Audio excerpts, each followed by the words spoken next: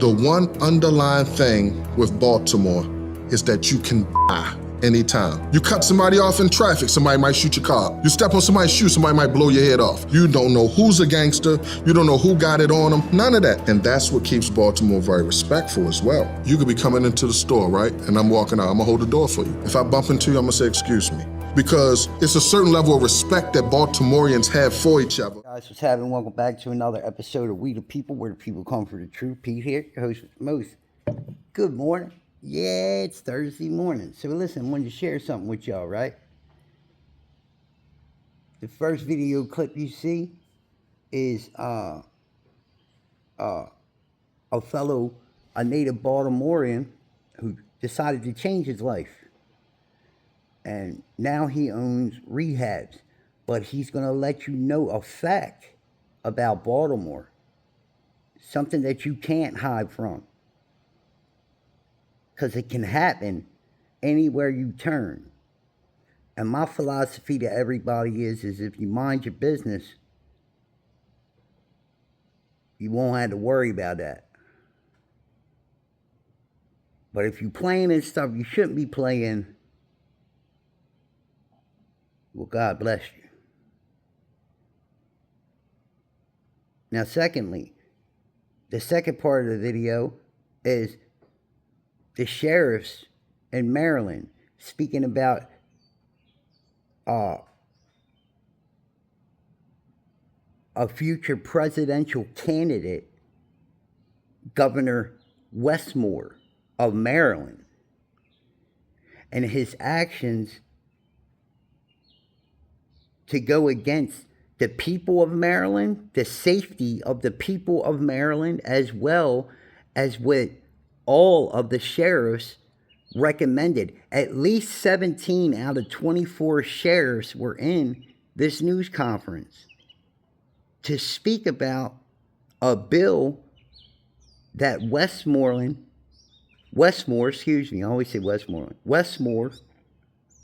decided to backdoor them on. They spoke to him on the phone. Instead of vetoing the bill and working on it, he allowed the bill to be passed through. This puts all Marylanders at risk. And then there's, let me say something about a reporter. There's one dumb reporter there that decides that he wants to ask a question because they want to deport illegal immigrants, criminal illegal immigrants, violent criminal illegal immigrants. That's all they said. They ain't say all illegal immigrants. I'm with all of them. I say we deport all illegal immigrants. Get them all out of our country. And the Americans that don't like it, that want to try to overthrow our government and play the socialist game and all that, well, yeah, they can go too. But because they want to protect Marylanders, right, they got to be working with the Trump administration, and they support this guy, they support the president. That's not supporting the president. That's supporting your fellow Marylanders. That's what that's supporting. So for an idiot to even say that, that's just stupid to me. That's idiotic, bro. And that's a political question meant to rile people up. That's what that's for. That's probably one of the socialists of America. I've seen them in Maryland. And I can see them being a dangerous entity. So yeah, I support the sheriffs. I support what they're trying to do. And me, I'm calling for President Trump to send ICE in here full force. And if ICE needs help, than send the National Guard and the Marines in.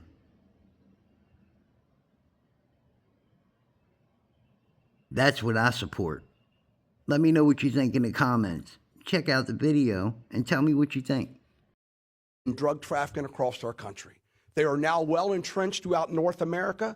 Everything that we're seeing today is coming directly from our neighbor, the Mexican drug trafficking cartels, who now have assumed all transportation risks from the Colombians and getting drugs into and distributed throughout the United States of America. This is pathetic that our government, our General Assembly, that they have turned their backs on not just the American people, but specifically all Marylanders. Partisan politics over public safety. And to have this many sheriffs coalesce in one room for one reason, you'll never see this again. But I hope this is a wake-up call to all Marylanders, what's going on here in Annapolis. They passed this in the 11th hour on the last day of the General Assembly, after we argued and quite frankly thought we had made some inroads with our General Assembly. I spoke with them personally afterward. I really thought we made some inroads, but they did what they do best. They passed this in the 11th hour at the last day to hoodwink everybody in the state of Maryland, especially law enforcement. A complete betrayal to law enforcement. The very men and women that are chosen to protect them every single day, they've turned their backs on us. And it's horrible. And we won't stand by any longer. You may wonder why we chose FAIR. First of all, every sheriff standing up here today has been heavily involved with the Federation of Americans for Immigration Reform for many, many years. Because this is an immigration issue. That's why we have chosen FAIR to lead the charge in this federal litigation in Washington, D.C. Because this is an immigration issue dealing with public safety that's now very pervasive throughout the country, let alone the state of Maryland. Why is it so bad in Maryland? Because we're a sanctuary state. We are a sanctuary state, whether you like it or not. Now, what more do you need? You got the sheriff telling you that Maryland is a sanctuary state. And if you can't tell everywhere you go, look how unsafe the highways are, right? Fentanyl is one of the leading killers, if not the leading killer, in Maryland.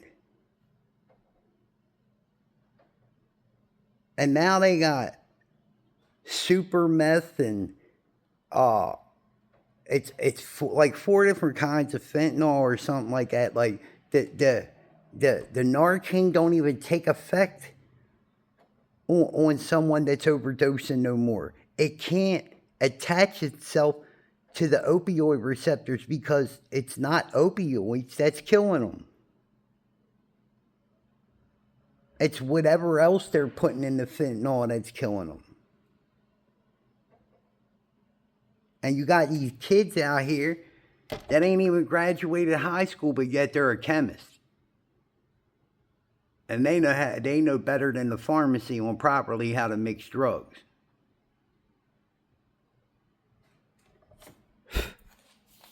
This is insane, man. It's insane. If we keep letting it happen, that's what we're going to get. Nobody wants to admit that, but we see it every single day when we're handling cases throughout our respective jurisdictions. We have become a sanctuary state thanks to Maryland's General Assembly.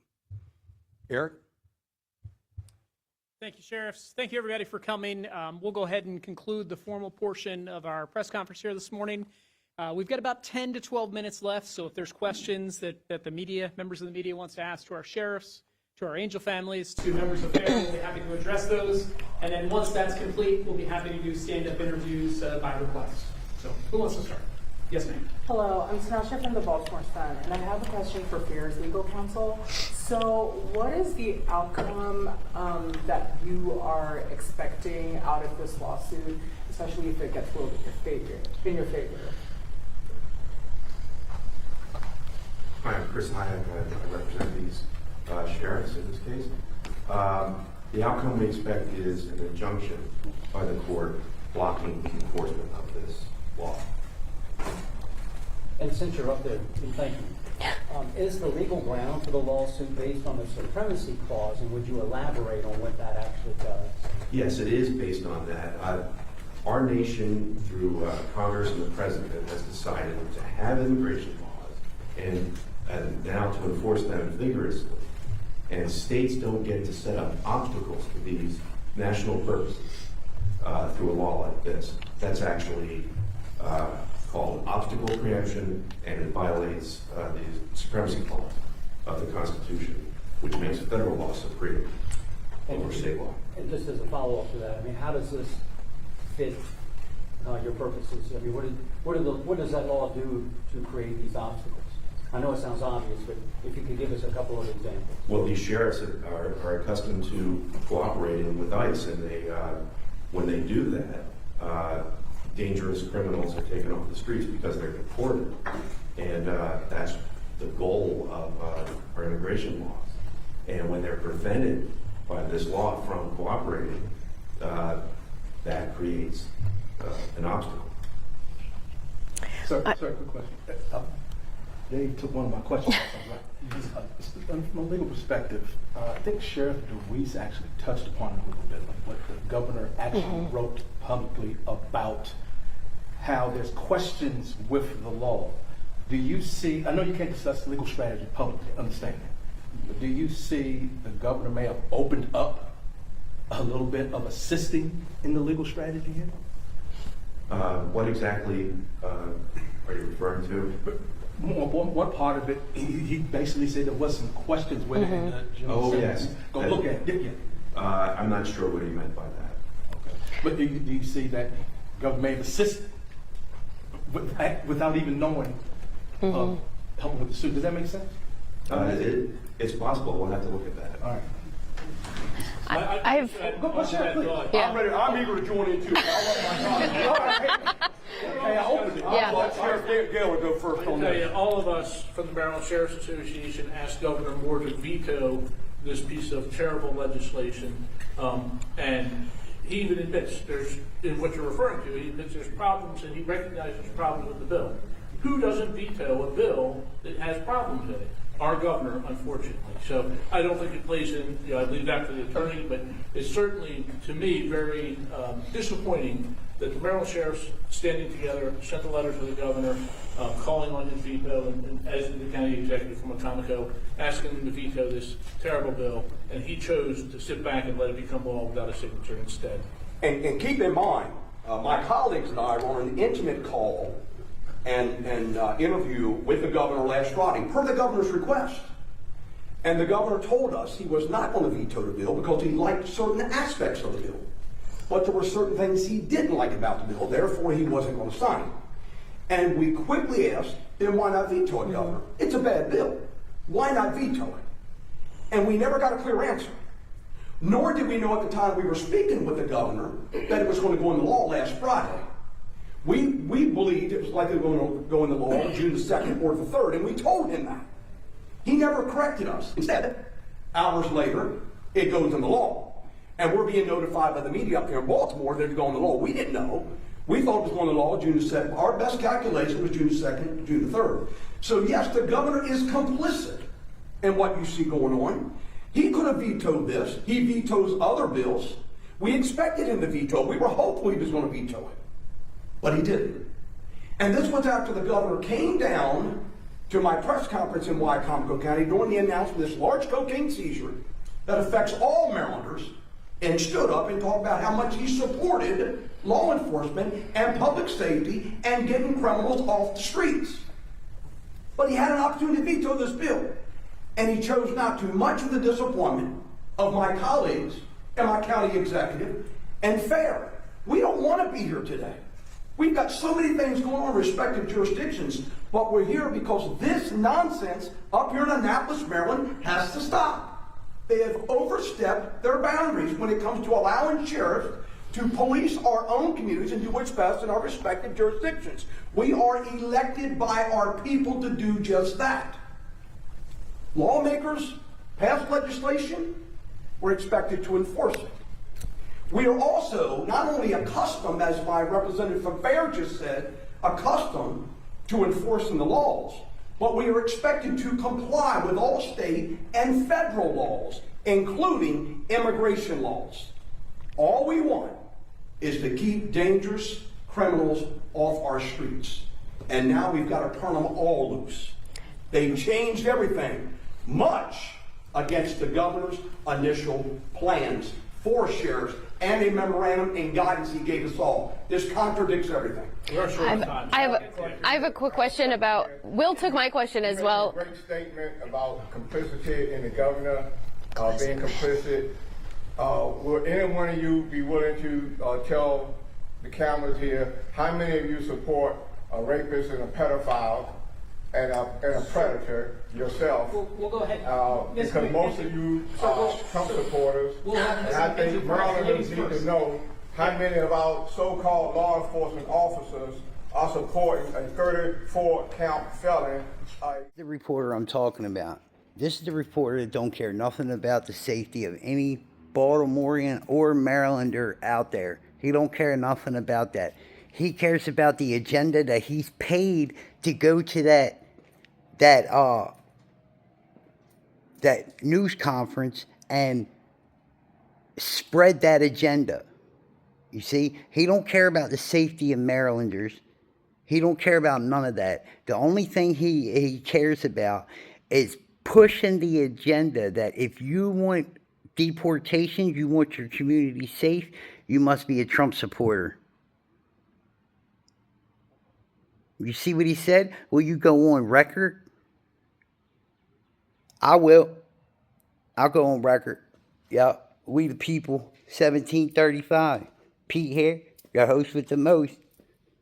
Trump supporter. Rapist and a pedophile. Hey, what's the name of that? What's the name of that reporter? Isn't that defamation against the President of the United States? Just called him a rapist and a pedophile. Donald Trump's never been charged with rape, and he's never been charged for pedophilia. So, what is that, the name of that so-called reporter that wanted to put all them sheriffs on blast and all that? We need to get the name of that reporter.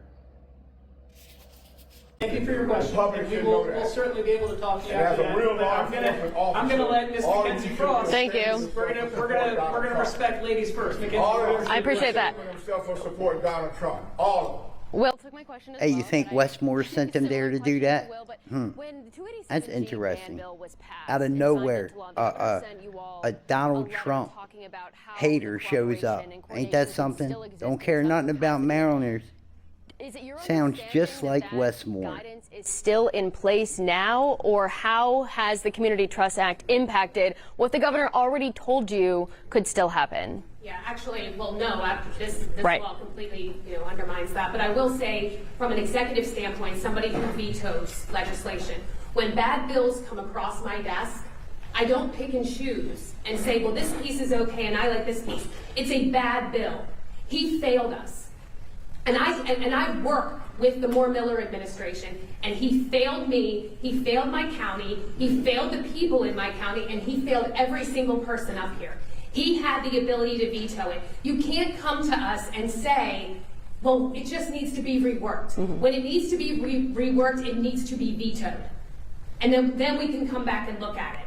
I am very frustrated knowing that as an executive, we have the ability to push this off to the side, to Almost feels like Westmore and his buddies are doing it deliberately. Hey, quick question. Ain't there some picture floating around with Westmore and Alex Soros? I thought there was a picture of them two together. I don't know, maybe it's me. Rework it. Reworking it is not allowing it to go into law. And here we are right now, wasting taxpayer money, wasting taxpayer time on a situation that he very much could have handled. And instead, he took the political route and let it go into law. And I'm very frustrated because you can't tell me you support public safety and have allowed that bill to go into law. A follow-up to that really quick. I just have a quick follow-up. Maybe this will help too. In the statement, he said that he was working with the Attorney General and that some of these concerns could be addressed with executive action. Do you have any idea what that executive action might look like, and have you had any guidance from the AG's office? No, we don't know what it would look like. No, we've had no guidance. That is not the legislative process that I'm familiar with in our country or in our state of how a bill should be run. If it's a bad bill, the governor should have vetoed it. You asked about the 287G. The governor was very clear in his letter to the sheriffs back then who participated in 287G that that losing that program didn't really make a difference because it didn't stop our communication with ICE, our federal partners, nor did it prevent us from honoring the 18-hour detainers. This bill does both of those things. So, yes, to your question, the sheriffs did express our concern. We got the letter. We expressed our concern in our veto request to him about this legislation. What it does is something he said would not happen. I want to get the sheriff's response to this part of the governor's statement. He says the Community Trust Act advances an important goal, keeping local law enforcement focused on the work that has helped drive Maryland's historic reduction in violent crime while protecting the constitutional rights of Marylanders. Do you view it that way, of this legislation that way? I certainly do not. Maybe Sheriff Jenkins wants to weigh in. This is the longest operating 287G program. This looked out for 287G, as we were the second longest program in Maryland, in Harford County, looked out for the rights of our citizens, the right to live peacefully and safely, and not generate, not create more angel families because of violence committed by criminal illegal aliens. It had nothing to do with law enforcement, and that was part of the false narrative that our legislators down here who chose to come up with the anti-287G and this terrible bill, that was part of the narrative they sent. ICE has made it very clear. Tom Homan has made it very clear. He wants cooperation in jurisdictions where we can turn these criminal offenders over in the safety of a jail facility to ICE, and instead this bill does the direct opposite. It requires ICE to come into the community and make arrests. So again, it's not better for anyone, and you have 17 of Maryland's 24 sheriffs telling you that his public safety message is not correct. Sheriff, Jimmy. Thank you very much, Angel. Folks, we're going to take one more behind David. I haven't gotten to you yet. What's your message for the sheriffs who are not here? Sheriff Gaylor, Deweese, or anybody else who wants to answer that question? I'll just say I wish they were. I wish they were too, and they're all very good sheriffs, but they're in jurisdictions that make it very difficult.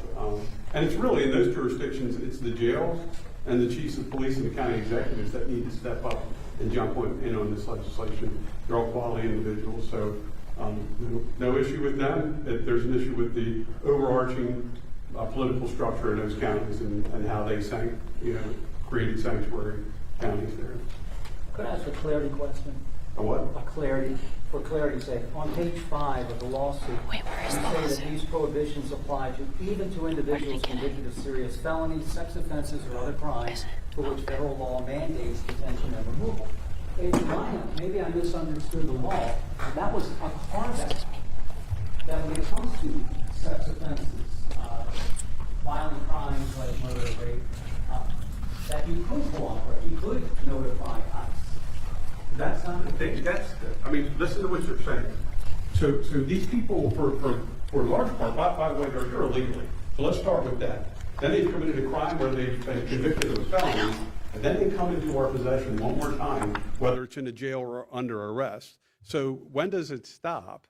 And when do you stop living the hell that these people behind me are living because we continue to leave these people in society instead of doing our job, which is the second that they come into contact with me and they are convicted, that they're deported. So the statement in that's just hyperbole within the law itself. It makes no sense that you've got to wait for someone to be convicted of a violent felony and then they come into your jail or contact with law enforcement again.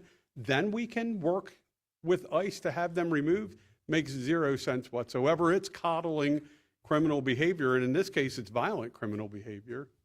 And I will add, part of the 287G that we heard about, and we heard in Annapolis for years, is that people were being picked up on minor offenses and then deported.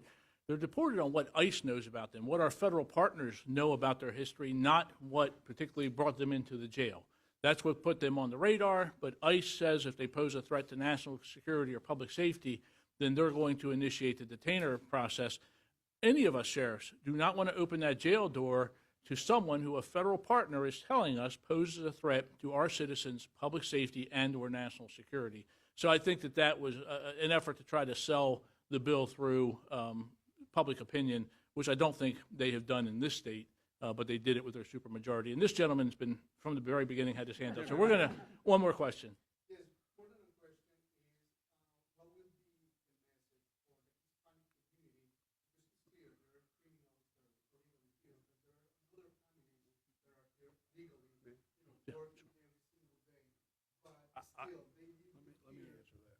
Go ahead, yeah, Chuck.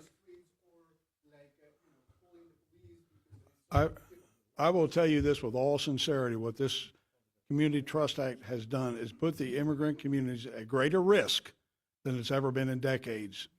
We are now inviting criminals into our counties, into your communities, the immigrant communities.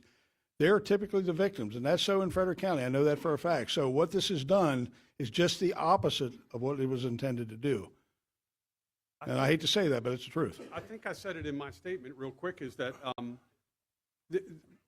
like Chuck says, the immigrant community is generally the folks that are going to be the victims of crime. But in a lot of cases, they fled whatever country that they're here from in order to get away from that. And that criminal element shows up here and tries to recreate what they fled from. And so they're contacting us. And in large part, in my community, it's the immigrant community that's quietly saying to us, we don't want that person here. They're committing violent crimes. They're perpetrating domestic assault, those sort of things. So in this particular case now, we can't we're just going to send them right back to the same communities that are calling us and saying, hey, we want these people removed. So that they can continue to perpetrate their crimes. So the trust is gone with law enforcement. And we recognize that there are people that are here that are trying to do good things and make a better life for themselves. I will tell you, in law enforcement, that's not who we target by no means. It is the people that are committing crimes within those communities that need to be going to jail and back to the country of origin that they came from, so that they stop terrorizing their own immigrant community. So I think that's it. I think we're done with, you got one more? Thank you, Sheriff. I think that's it. Well, actually, if I could add one thing. That question comes up all the time, and frankly, I don't understand it. I was an immigration judge because there is a court in the United States that exists solely to evaluate claims that are brought by the federal government against people who are allegedly violating the immigration laws. So, if you're not in violation of the laws of the United States, then you don't have anything to worry about from ICE or any of these gentlemen behind me. If you are breaking the laws, it doesn't matter whether you like it or whether you think that the immigration laws are wrong, you are violating the laws. But the fact is that we spend billions of dollars on due process for people who entered this country without permission in order to make sure that they are not unfairly or improperly removed from the United States. All right, thank you, folks. We will be happy to take, if you want to talk to any of the sheriffs, the Angel families, or the representatives from FAIR, they'll be available for stand-ups. I know it's 95 degrees in here. I see everybody with their papers, so we'll wrap it at that. Thank you for coming.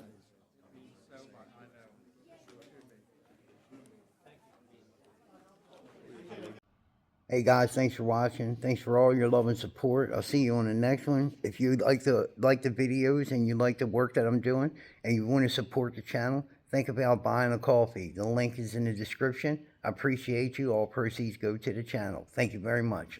God bless.